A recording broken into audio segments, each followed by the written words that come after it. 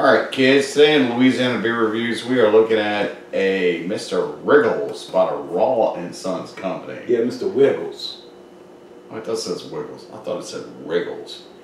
At any rate, this is a beer new to our area. And I've been hearing about the Rahr and Sons for many years. Way back, there was a documentary by the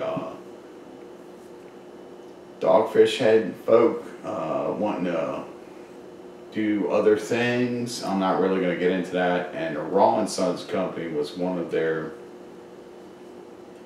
companies, beer companies, that they brought into the whole conversation of that. So this is a double IPA. And they're from Fort Worth, Texas. And it's 9.2. And I basically Dallas. Well, west of Dallas. I like how they give the IBUs, 100 IBUs. 100 IBUs. We know what that means. West Coast, digging it. Big, bold, hoppy, malty, backbone, crisp, herbal, and spicy aromas. Oh, let's see. Should diggity. As a Snoop Dogg would say.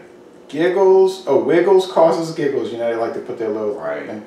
Like Oscar Blues does. It's the 75th day of 2018 at 9:33 a.m. Wow, this is pretty fresh. 75th day of 2018. Mm-hmm.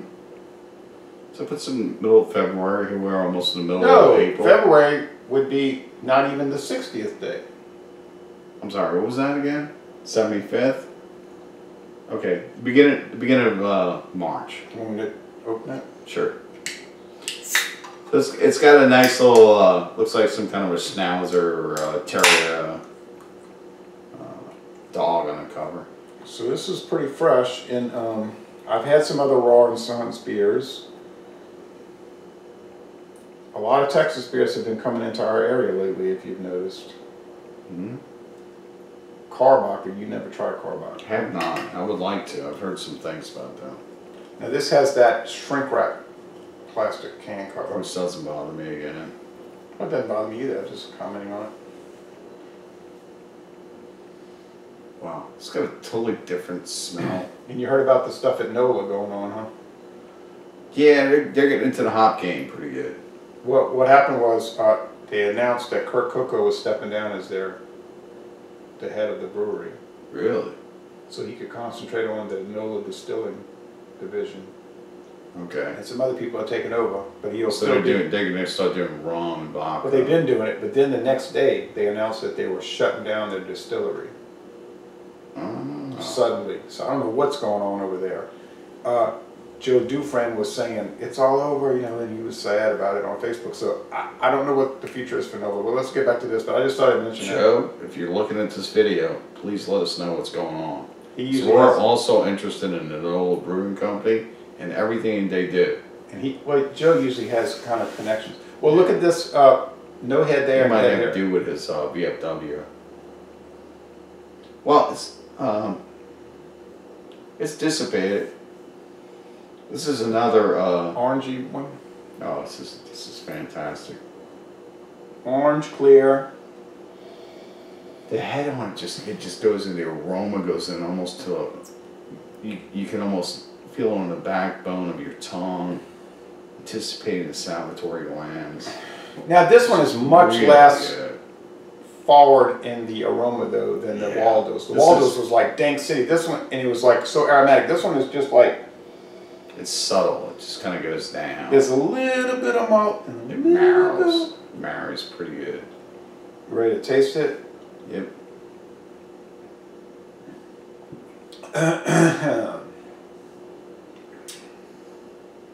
It's not as strong as the other one. Ooh, it's got that bitterness going on though. But it's only 9.2. Bitterness, the other one's 11.2.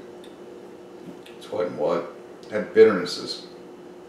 It goes down really good across the palate, but yeah, it's kicking in a little bit. But I think this one has a lot more melon flavor. Almost like a collard green bitterness on a back end. Collard green. Yeah. It does have some. You gotta get some fresh collard greens. You gotta find that dude on the corner. He's got a pickup truck, selling out of the back of his truck, and gives you this big old, looks like a pack of weeds.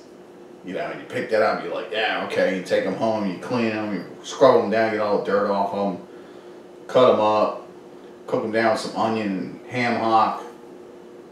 And you take them out, if they could shrink down, you put them in a frying pan on it, and they come out and you taste them, and they're really good. They got that caramelization with the onion and all that going on. I like that kind of stuff. stuff. And you eat it, and it's just got that little bitter backbone on it. That's what I'm getting out for this. That little bitter backbone that you get off of collard green. What about mustard greens? I don't like mustard greens. Oh, sorry. All right. And I notice a lot of people will come into a store and they'll say, I want collard greens, not mustard greens. So there's like a big division there apparently. Yeah. Okay. You can do the mixed green, which is collard, mustard, and I can't think of the third green is, but they kind of mix them all up. This one is lighter. It's almost like this. Yeah. From the Margaret Holmes people, this comes in a can, and it's called the season. Well, this one's collard greens. Oh, that stuff sounds like this crazy. This one's the mixed greens. Yeah. And so they'll tell you what the mixed greens are, but turnips, mustard. That's all it says. Turnips. Oh, it's turnip greens. Okay. Right. Turnip, mustard, and collard green. Yeah, well, it doesn't say collard on there. Yeah. All right, but you get that, and then you get the whole. But right. I think this is Allen's Foods. Oh no, I'm sorry, McCall Farms at Effingham, South Carolina. Excuse me. All right. So where you get the good collard greens from is from the Carolinas. South Carolina. The Carolinas. The body on here is lighter than the Waldo's, but that's expected because it's right. 9.2 instead of 11.2. Man, it's good. It's good It's stuff. less bitter, it's less intense, it's less alcoholic, but it's still very tasty. I think. Well, I'll let you do the score first. I'm gonna give it an A plus. A plus. I'll say A, but I wouldn't go lower than A. It's most excellent. I don't know about outstanding, but maybe I got spoiled by the Waldo's. Maybe we should have done this first, then the Waldo's. Could have been a mistake. But it's no big deal. It's still, I don't know what this costs, but I don't think it's too much. Oh, wait. Never mind. It is a little expensive over there at Martin Wine Cellar. Yeah. Guess what? $3. Yeah, so I'll stick with the Waldo's for the price point. I mean, $1.79 versus $3. This one's got more complexity to it. You think? Yeah. Wow. We're getting into a little disagreement here. There's a creaminess going on with this that I didn't get with the Waldo's. The Waldo's is designed and brewed and sold to be a danky, dank beer. So super dank. Yeah, with that, this one's not. You expected. This one, I'm not sure. I've never had it before. It's very good. It's got a creamy effect to it. There's some bitterness and there's some dankiness to it, but it's mellower. Yeah, it's definitely mellower. So, but in some cases, it's not good to have the high alcohol content. Some cases, you want the complexity of everything that's built into it. And if the worst you can say about a beer is that it's an A, most excellent, the beer's doing really well, right? So it's not much of a disagreement. Well, a lot of our small brewers are doing really good jobs. I mean, they've got an uphill battle. They're battling the macro brews and what the macro brews are buying. So, you know, one of the best ones I can think of that does a fantastic job is LA 31. I mean, I think they do a really good job. They're turning out some beers that I wouldn't taste, and I tasted it, and it kind of opened them up. LA 31. Yeah, good stuff. This guy, Carlos, is doing a really good job. I like so much of their stuff. Can't wait to go out there again. And this, oh yeah, Son, you bought me this beautiful LA 31 glass, and then I tripped over some flower arrangement thing with bricks, and I like caught myself, and it smashed.